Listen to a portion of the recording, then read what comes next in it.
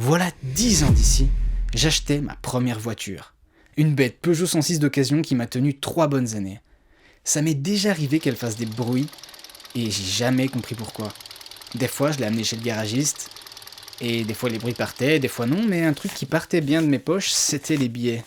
Ça partait assez vite. Par la suite, avec ma seconde voiture, un jour j'ai eu un problème de moteur.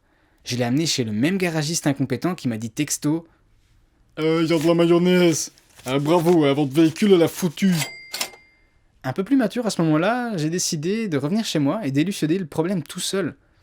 Et après m'être battu avec une trentaine d'articles de SEO à la con de crève la faim qui veulent absolument me vendre leur dernier désodorisant pour bagnole ou je ne sais quelle connerie fabriquée en Chine par des enfants, je tombe finalement sur des articles qui proposent un lien entre cette histoire de mayonnaise et mon véhicule.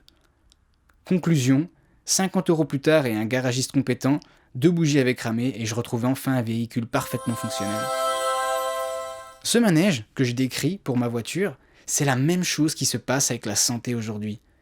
D'une part, il y a des patients pour lesquels on peut mettre des fois jusqu'à 10 ans pour diagnostiquer un problème, parce que le patient ne comprend pas ce qui lui arrive, le médecin ne comprend pas ce qui arrive au patient, et il faut qu'il passe des batteries de tests pour comprendre ce qui se passe. Et d'autre part, avec cet avènement d'Internet, il y a des personnes qui sont mal intentionnées, ou en tout cas dont le but est uniquement de se faire un max de thunes en un minimum de temps, qui vont tenter de vous vendre un millier de produits complètement débiles, comme des t-shirts qui guérissent les lombalgies, ou des bracelets en cuivre sacré de je ne sais où qui font partir le mauvais œil. Une fois, j'ai même vu une huile spéciale à mettre sur les pieds pour faire grandir les personnes de petite taille. C'est un truc de fou. Il faut qu'on arrête ça. En tout cas, une info qui n'a pas besoin de vérification scientifique, c'est que vous n'avez pas envie de perdre votre temps ou votre argent dans des conseils de santé qui n'en valent pas la peine. Notre but avec le stream santé, c'est 1. De vous apporter des informations qui soient issues uniquement de professionnels de la santé, et 2. Vous transmettre des outils qui vont vous permettre d'être les acteurs puissants et éclairés que vous méritez d'être. Grâce à notre contenu, protégez votre esprit des théories du complot et des fausses informations qui circulent malheureusement aujourd'hui en masse sur les réseaux sociaux.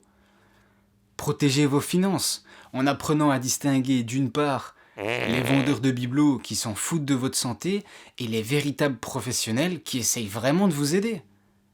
Et 3. Soutenez nos professionnels de la santé qui sont complètement débordés en devenant plus forts, plus résilients et surtout plus intelligents avec autant de connaissances que nous vous apporterons.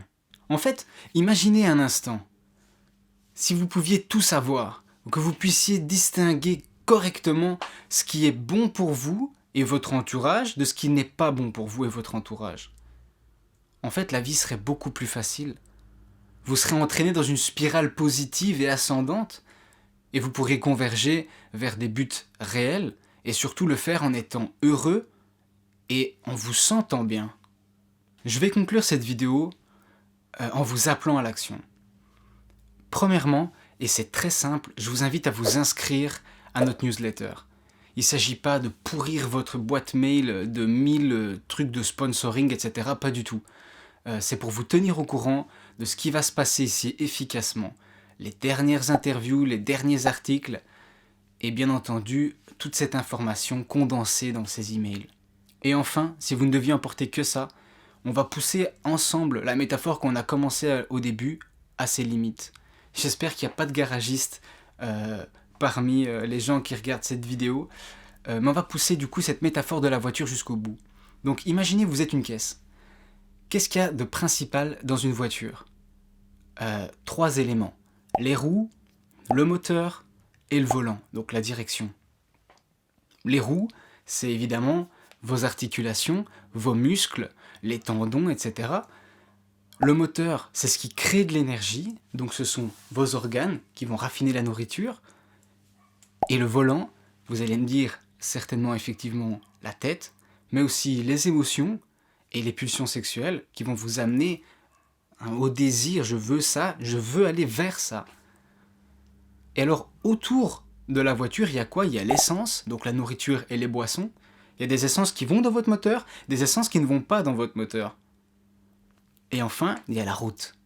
La route avec ses codes, la route avec sa direction et ses différentes voies.